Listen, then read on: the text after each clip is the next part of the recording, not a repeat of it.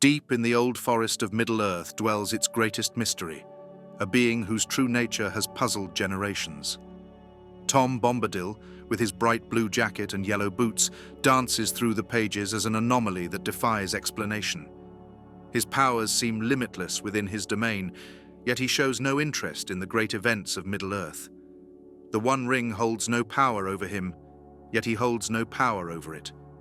For decades, scholars and storytellers have tried to explain this cheerful enigma who walks his own path through the ancient woods.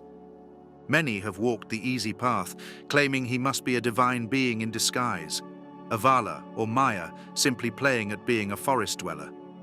But we seek deeper truths, even when they are darker paths. In the shadows of these ancient woods, mysteries still whisper their secrets. But first, let's begin with the most grounded explanation.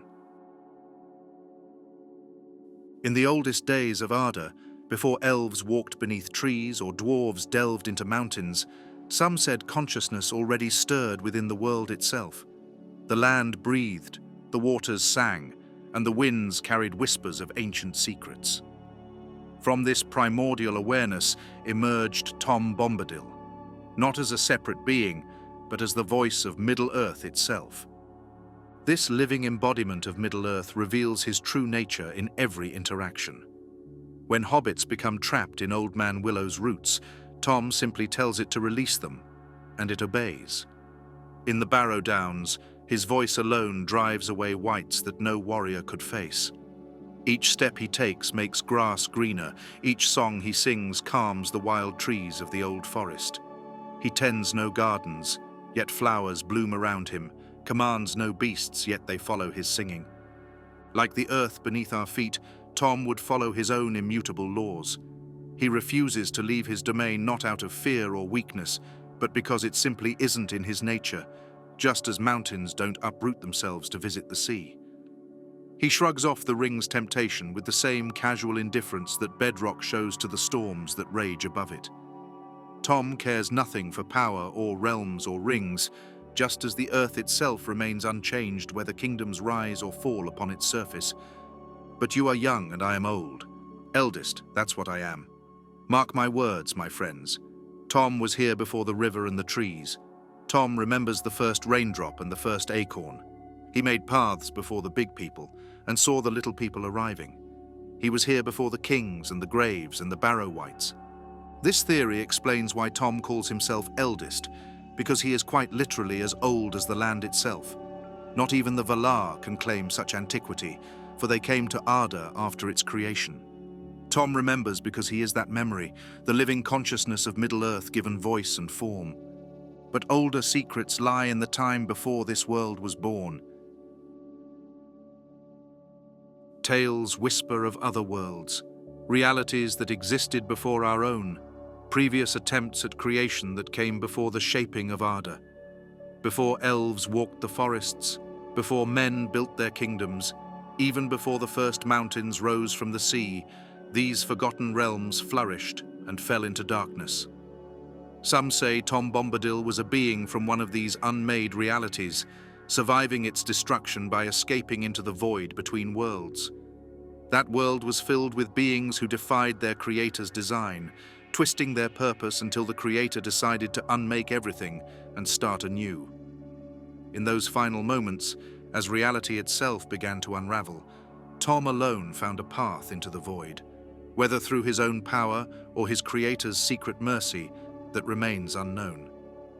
But when that ancient world was unmade, he alone drifted in the nothingness, until Arda took shape and he stepped into this new world, as naturally as one might step through a doorway. As a survivor of that lost reality, Tom would exist somewhat outside the normal rules and hierarchies of Middle-earth. The ring's power cannot affect him because it was forged within a different creation.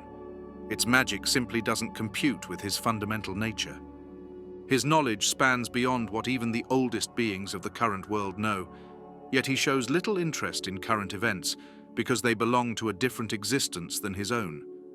Having witnessed one reality's end, he now focuses solely on his domain, a small pocket of that forgotten realm that survived into the current world. There, content with his songs and his preserved piece of existence, he remains separate from the great events that shape Middle-earth. His peculiar songs and nonsensical riddles are fragments of his original world's language, slipping through when he forgets to maintain his facade. There were some who believe his eccentric behavior is deliberate, a careful act of appearing harmless and simple. After all, what better way to avoid drawing his creator's attention than to play the part of a dancing fool? His songs about himself always seem to change, as if he's careful never to reveal his true story twice. Even his most ridiculous verses might contain hidden meanings in the language of that unmade world, but he cloaks them in such apparent madness that none would think to look deeper. But what if Tom's cheerful demeanor masks something far more fundamental and far more final to existence itself? At first glance, this theory utterly incompatible with Tom's merry nature, that beneath his bright blue jacket and yellow boots walks death itself.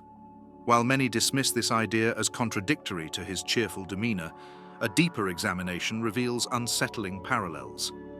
Consider first his dominion over the Barrow-wights, creatures that exist in the twilight between life and death. When Tom enters their domain, his authority is absolute and unquestioned. He commands these ancient spirits with ease, as casual as one might whistle to a dog. The Barrow-wights, these terrible remnants of ancient kings corrupted by the Witch King of Angmar, flee before him like shadows before the dawn. No other being in Middle-earth demonstrates such complete mastery over these creatures of death and decay. Even the wizards, emissaries of the Valar themselves, approach Barrows with caution. Yet Tom treats them as mere annoyances, dispelling their power swiftly. His immunity to the One Ring takes on new significance through this lens. What could the ring possibly offer death? Immortality would be meaningless to the force that ends all life. Power over others? Death already holds the ultimate authority. The ring's whispered promises of endless dominion would fall on deaf ears. For what greater dominion exists than that which comes to all things in their time? Even Tom's seemingly nonsensical behavior aligns well with death's inscrutable nature. Death comes and goes as it pleases, following patterns incomprehensible to mortal minds. It cares nothing for the grand schemes of the powerful, yet arrives punctually for the smallest creature's final breath. Just as Tom appears precisely when needed, then vanishes back to his own concerns, caring nothing for the great events unfolding around him. His marriage to Goldberry adds another layer to this theory. Called the River Woman's daughter, she embodies the flowing waters that give life to the land. Together, their relationship mirrors the natural cycle of all things. Life flowing like a river, death waiting at its end, neither one complete without the other. Now consider Tom's song. Old Tom Bombadil is a merry fellow, bright blue his jacket is, and his boots are yellow. None has ever caught him yet. For Tom, he is the master. His songs are stronger songs, and his feet are faster. The line, "None has ever caught him yet," takes on new meaning. For who can catch or constrain death itself? Even the Valar, the powers that shape the world, must work within death's boundaries. Morgoth himself, mightiest of the Valar, could corrupt life but never truly master death. Yet most telling is Tom's relationship with time itself. As death, he would have witnessed the very first breath of life, the very first drop of rain, present from the moment creation stirred into being. Later in the Third Age, when Elrond's council debates sending the ring to him for safekeeping, they dismiss the idea not because Tom lacks power, but because he would simply forget about it, just as death pays no heed to the treasures or concerns of the living. Perhaps Tom's true identity lies not in death, but in a magical experiment gone terribly wrong. Deep in Tolkien's legendarium lies a curious gap in the history of the Istari, the wizards sent by the Valar to aid Middle-earth against Sauron's rising power. While Gandalf, Saruman, and Radagast's tales are well documented, two others arrived in the Third Age whose fates remain shrouded in mystery: the Blue Wizards, Alatar, and Palando. The other two came much earlier, at the same time probably as Glorfindel, when matters became very dangerous in the Second Age, primarily to strengthen the forces of resistance to Sauron in the east.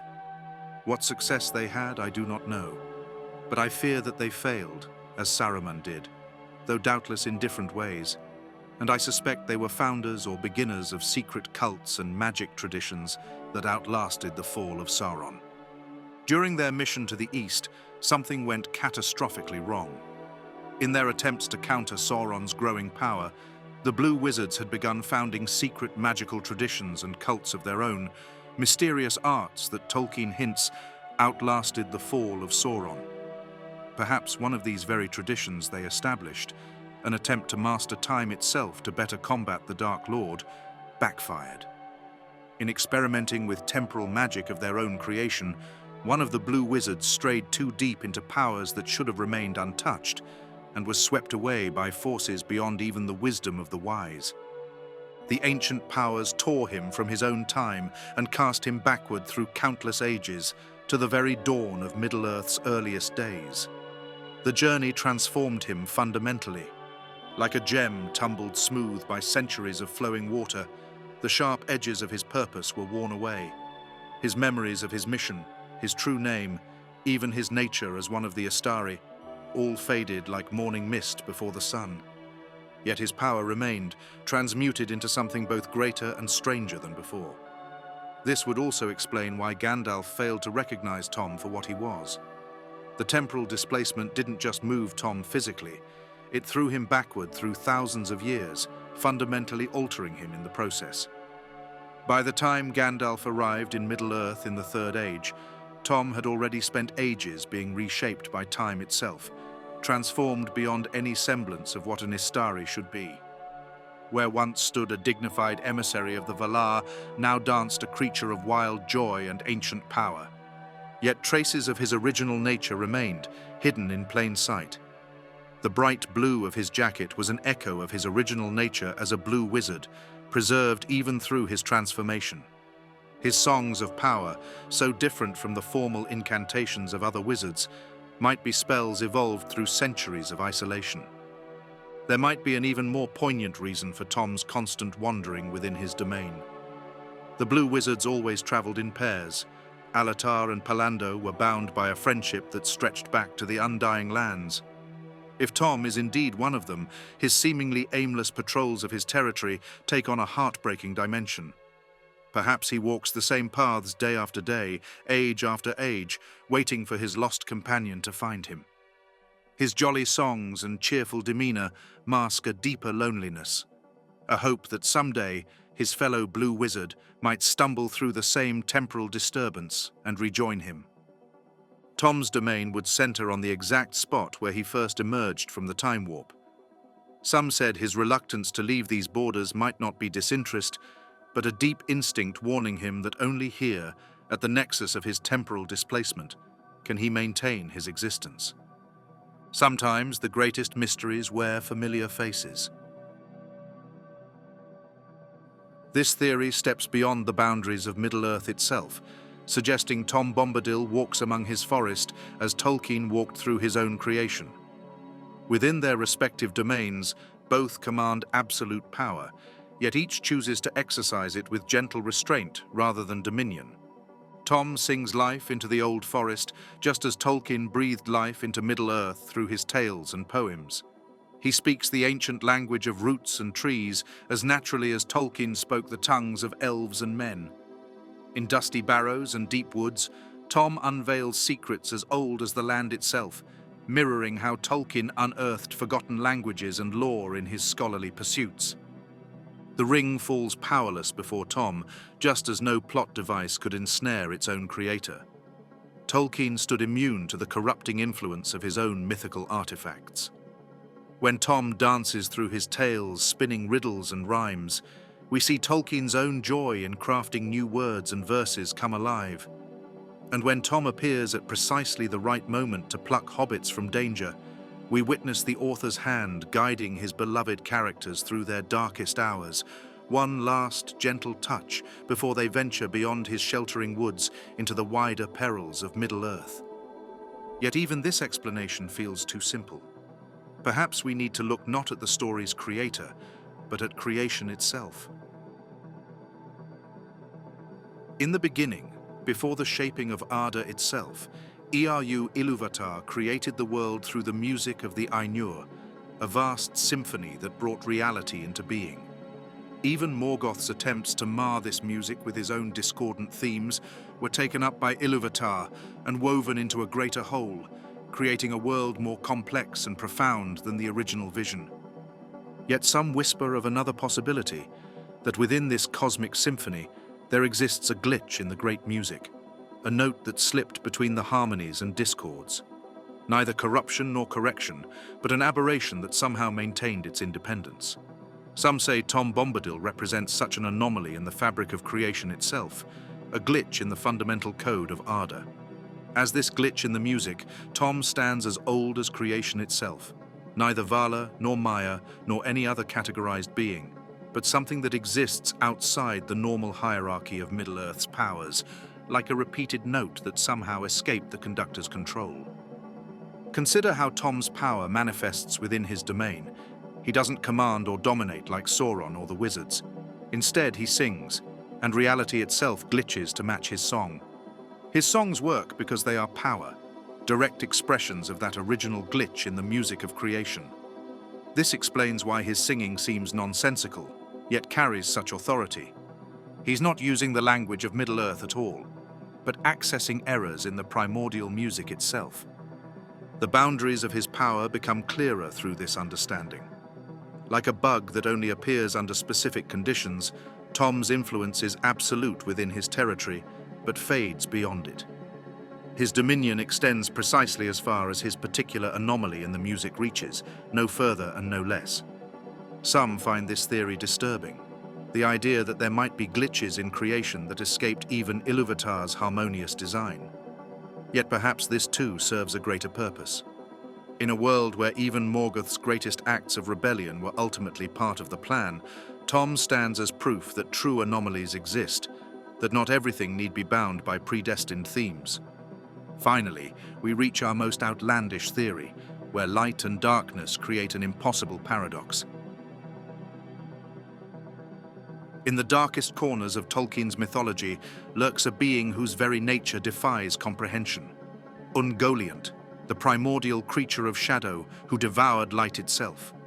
Even Morgoth, mightiest of the Valar, feared her hunger.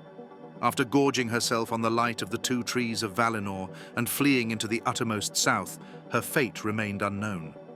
Some say she devoured herself in her eternal hunger. Others whisper she merely slumbers in the void, dreaming dark dreams. This wildest of theories suggests that Tom Bombadil exists as Ungoliant's dream, the ultimate darkness dreaming of ultimate light. When the elves passed westward, Tom was here already, before the seas were bent. He knew the dark under the stars when it was fearless, before the Dark Lord came from outside. Was Tom speaking of a time he glimpsed in Ungoliant's memories, before she turned to darkness, when she too walked fearlessly under the stars? This seems plausible, for Ungoliant was a primeval spirit of night who existed before the count of days began. His seemingly nonsensical behavior strengthens this connection. What could be more surreal than the dreams of an entity of pure darkness? His songs, filled with sounds that make no sense to mortal ears, might be the language of Ungoliant's sleeping mind, trying to express concepts beyond the bounds of reality. And what power could Sauron's greatest work hold over a dream of Ungoliant? She who once made Morgoth himself scream in pain would hardly create a dream that could be bound by lesser powers. The ring's corruption slides off Tom like water off obsidian, a mere trinket trying to tempt the very essence of darkness itself. Perhaps this is why Tom defies all attempts at categorization. The wise of Middle-earth see in him something that should not exist, a being of pure light and joy whose nature reaches deeper into the past than their own understanding. Even the Valar, who sang the world into being, might hesitate before such a mystery. And so the truth remains hidden in the deepest shadows of creation. Somewhere in the void, in the uttermost south where no maps reach, Ungoliant still slumbers. And in her dreams, she has created the thing most opposite to her nature, a being of pure joy and light, whose songs bring life instead of death, whose presence preserves instead of consumes. Is this what Tolkien intended? Almost certainly not. But in a tale rich with themes of darkness and light, corruption and redemption, there is room for one final paradox, that the greatest darkness in all of Arda dreamed up its perfect opposite, and that dream walks still in the woods of Middle-earth, singing songs that make no sense, yet somehow make all the sense in the world.